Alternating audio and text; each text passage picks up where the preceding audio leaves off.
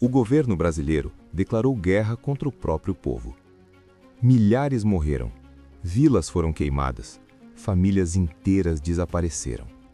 E até hoje, quase ninguém fala sobre isso. Essa é a história da Guerra do Contestado. Entre 1912 e 1916, no sul do Brasil, uma região disputada pelos estados do Paraná e Santa Catarina se transformou em campo de batalha. O que começou como uma disputa territorial revelou algo muito maior: abandono, desigualdade, revolta. No início do século XX, o Brasil ainda tentava se consolidar como república.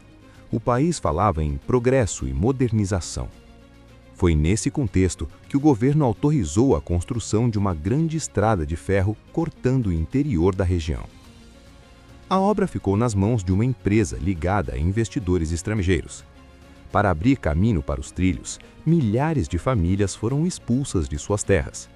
Pequenos agricultores perderam suas plantações. Poceiros perderam suas casas. Trabalhadores rurais perderam sua única fonte de renda. A empresa também recebeu o direito de explorar grandes extensões de terra ao redor da ferrovia. A madeira era retirada, a riqueza era levada embora, e o povo local ficava para trás. Sem terra, sem trabalho, sem perspectiva. O Estado quase não oferecia apoio. A pobreza aumentava, a revolta crescia. Foi nesse cenário que surgiu José Maria. Ele era curandeiro e líder espiritual. Pregava a justiça divina. Falava sobre a igualdade e sobre um tempo em que os pobres não seriam explorados. Para uma população abandonada, suas palavras representavam esperança. Centenas passaram a segui-lo. Quando forças policiais tentaram dissolver o grupo, ocorreu o primeiro confronto armado. José Maria morreu logo no início do conflito, mas sua morte não encerrou o movimento. Ela fortaleceu a revolta. Ele passou a ser visto como mártir. Muitos acreditavam que ele retornaria. A fé se misturava com indignação social. O governo classificou os sertanejos como fanáticos, mas o que estava em jogo era terra, dignidade, sobrevivência.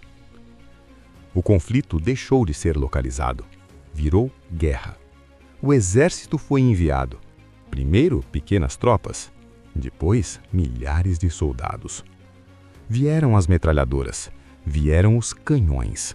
Povoados escondidos na mata passaram a ser cercados. Do outro lado estavam homens simples, muitos armados apenas com espingardas antigas, facões e fé. Vilas foram incendiadas, casas destruídas. Relatos históricos descrevem execuções e extrema violência. Comunidades inteiras eram cercadas. Suprimentos eram cortados. Depois vinham os ataques. Se você gosta desse tipo de conteúdo, se inscreva no canal. Curta e deixe seu comentário para acompanhar as próximas histórias. Entre 1912 e 1916, a guerra atingiu seu ponto mais brutal. O governo mobilizou cerca de 7.000 soldados para esmagar a resistência. A superioridade militar era esmagadora. Estima-se que entre 10 e 8.000 pessoas tenham morrido ao longo do conflito. Muitos eram civis. A resistência foi sendo destruída pouco a pouco. Líderes foram capturados, outros foram mortos. Povoados desapareceram do mapa. Em 1916, os últimos redutos caíram. Oficialmente, a guerra estava encerrada. Depois disso, veio o silêncio.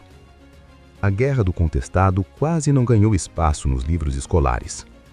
Durante muito tempo, os sobreviventes foram rotulados apenas como fanáticos religiosos. Pouco se falou sobre expulsões, sobre interesses econômicos, sobre concentração de terras. Mais de 100 anos depois, essa história ainda ecoa.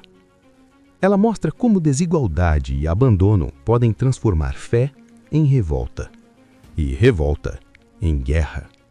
Mostra também que em determinados momentos da nossa história, o Brasil usou força máxima contra o próprio povo. A Guerra do Contestado não foi apenas um conflito regional.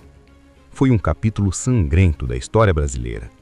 E talvez a pergunta mais desconfortável seja esta: se isso aconteceu uma vez, o que impede que aconteça de novo?